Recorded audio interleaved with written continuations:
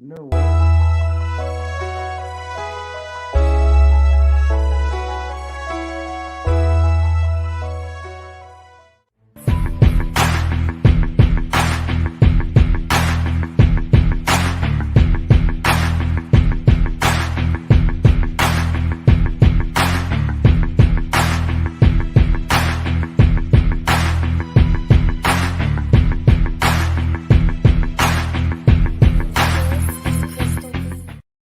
What is up? What is up, Eagles fam? The Eagles snapped their 3-game losing streak. They get the W over the Carolina Panthers in amazing fashion, 21-18.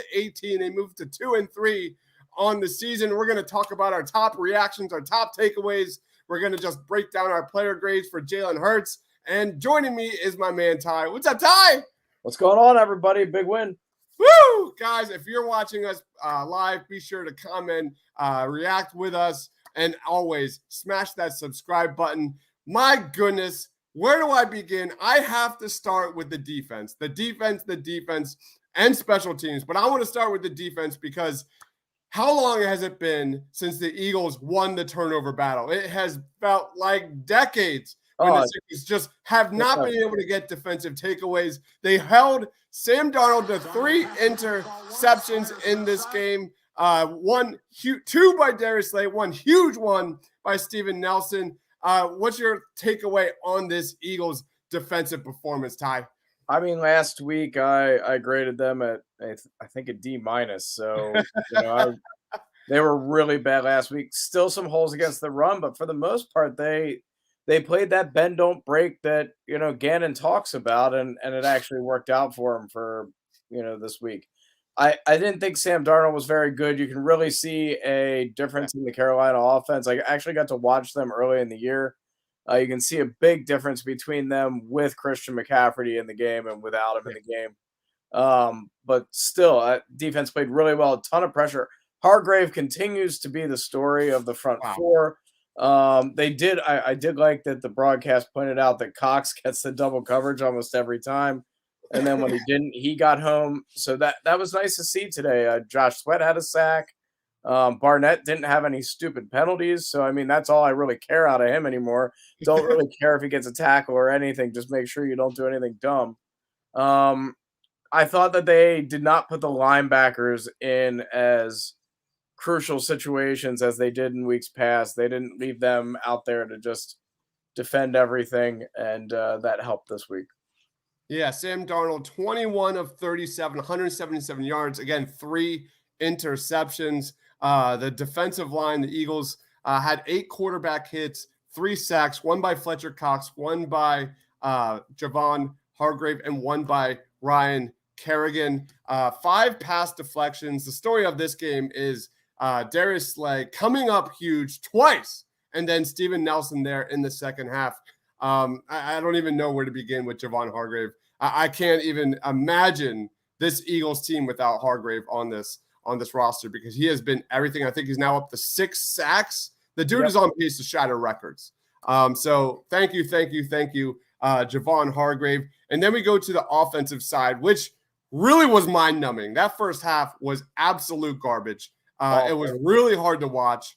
I kept, saying to myself, it's only one game. It's only, especially with Jalen Hurts, who was missing guys left and right, not seeing the field, struggling with his accuracy. And then sure enough, we probably had, you could correct me if I'm wrong, a career moment for Jalen Hurts, especially getting the ball here with how many minutes remaining in this game? 3 after that TJ Edwards block punt. Hurts had the ball.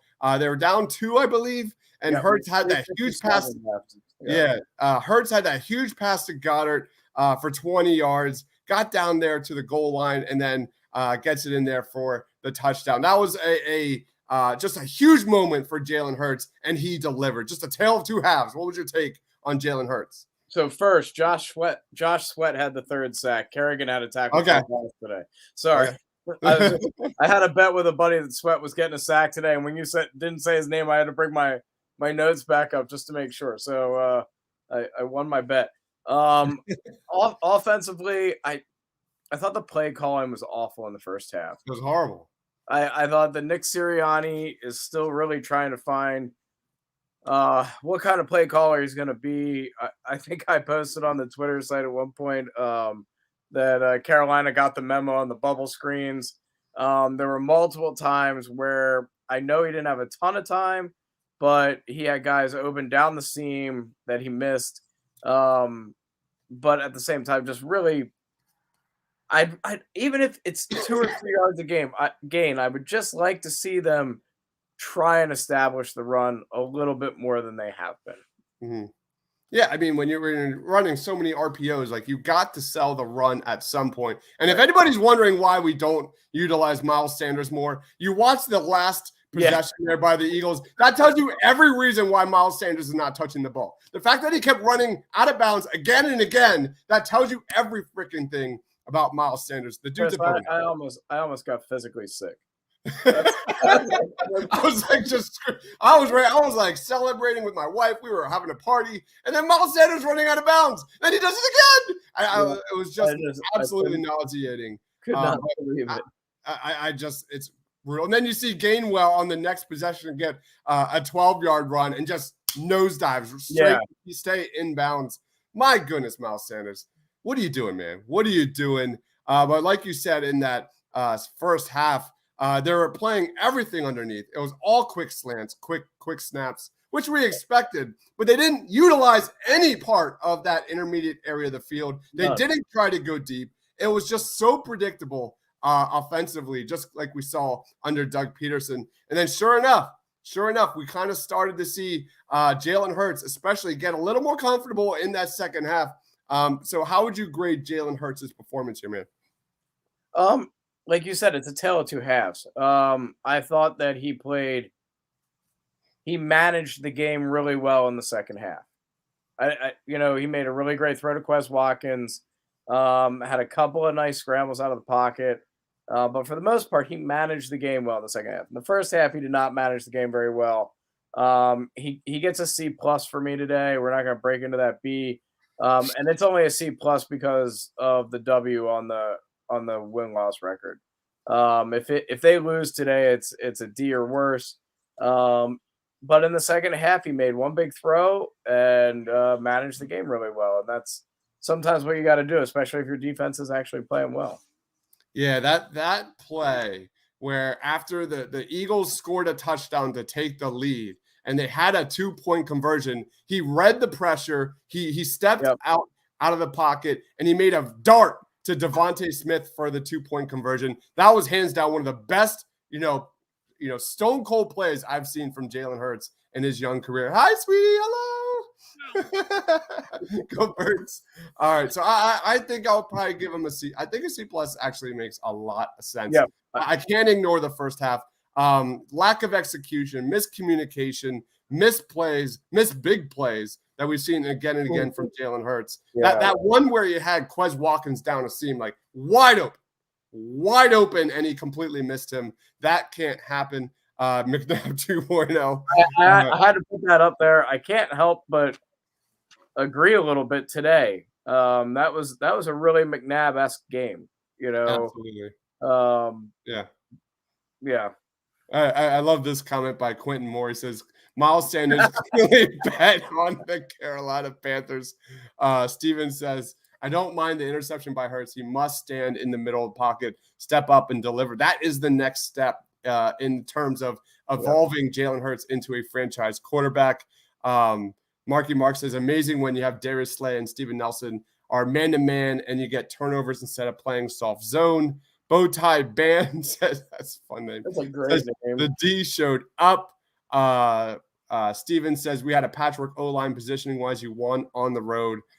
This is a huge win, man. Yeah. This is an absolutely monumental win. They moved to 2-3 on the season. They've got the Tampa Bay Buccaneers. If you would have told me like 2-3 weeks ago that would be 2-3, I am happy as a peach. I'm good. Where do you stand here with the Eagles at 2-3? So I am, as my dad calls me, the eternal pessimist with this team right now. Before the Atlanta game, I had them at 5 wins for the year. Like I had them going 5-12. Then they go out, they beat Atlanta pretty convincingly, and I sat on this podcast and everybody was, all sorts of on board. And I still felt I felt a little better in week one. I thought maybe we were gonna jump up, maybe win 6 or 7 games. Uh-huh. But this is a 5-win team. I think they beat the Cowboy or they beat the Washington football team and the Giants on their schedule. But I don't know. There aren't any other sure thing wins for them. And I think they might even split with the other two teams in the division. Yeah, yeah, yeah. How about this play to Quez Watkins came out of nowhere, man. Still through the third quarter, Yep. the Eagles' offense was dead to rights. Like they were truly struggling. I, And this bomb to Quez just opened up the entire fourth quarter for them.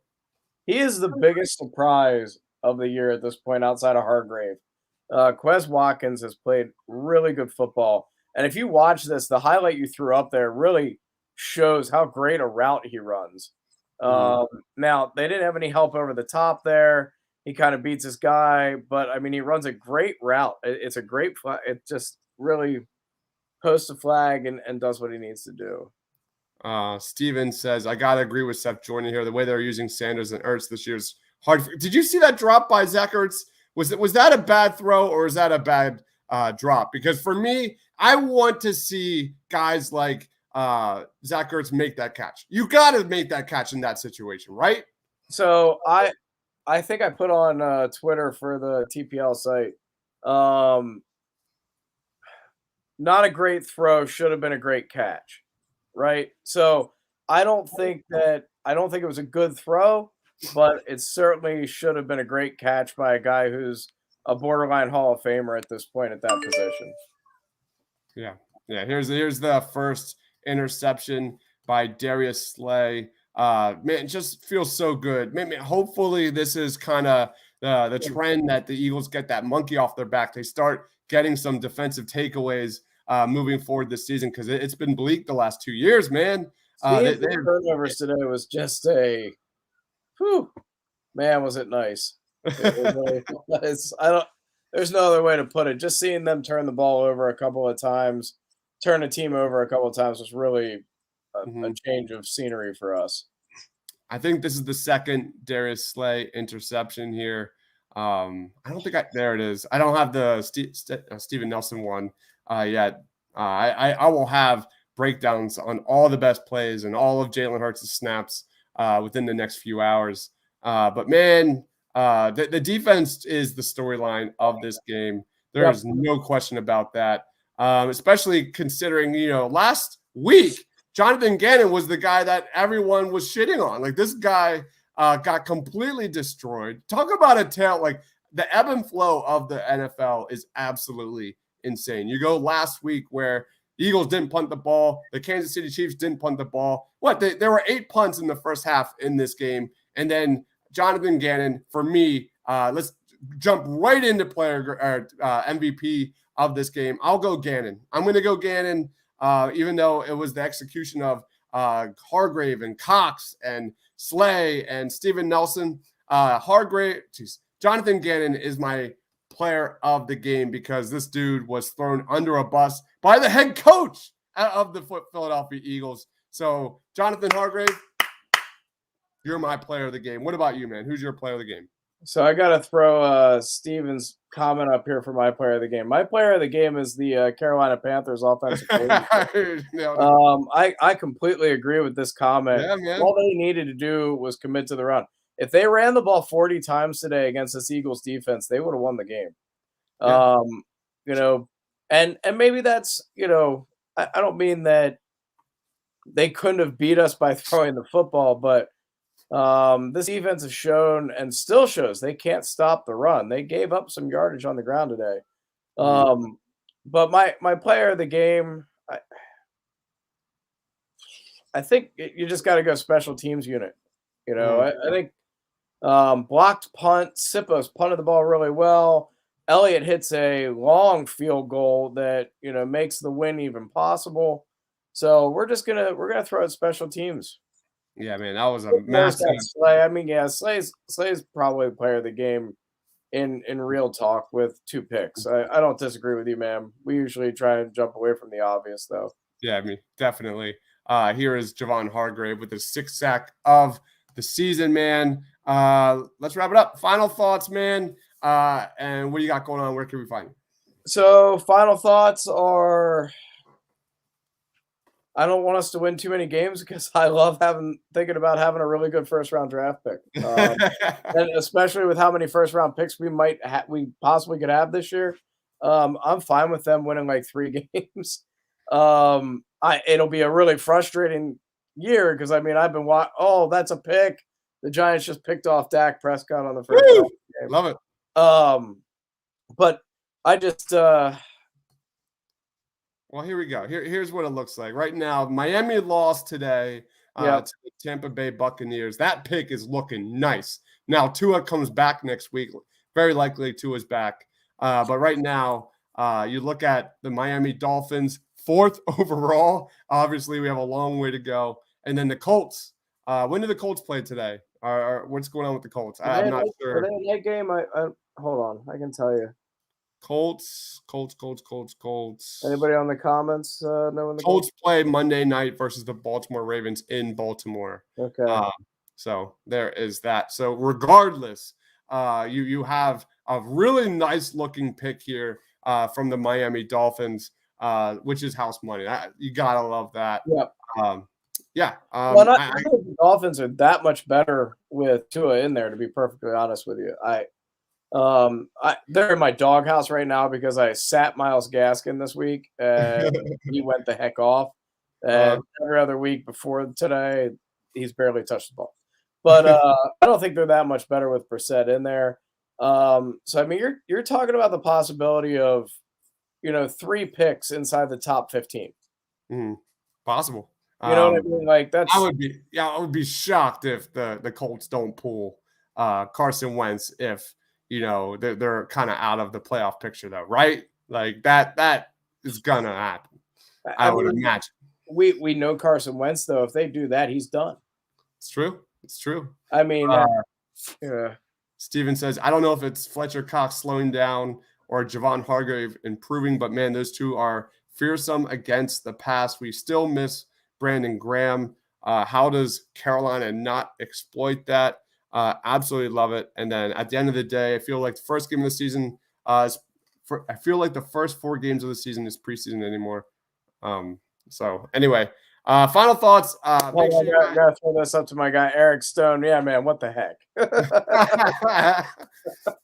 All right, guys. Eagles move on to 2-3. Get a huge W in Carolina. They got a tough one coming up in just a few days against the Tampa Bay Buccaneers this Thursday night.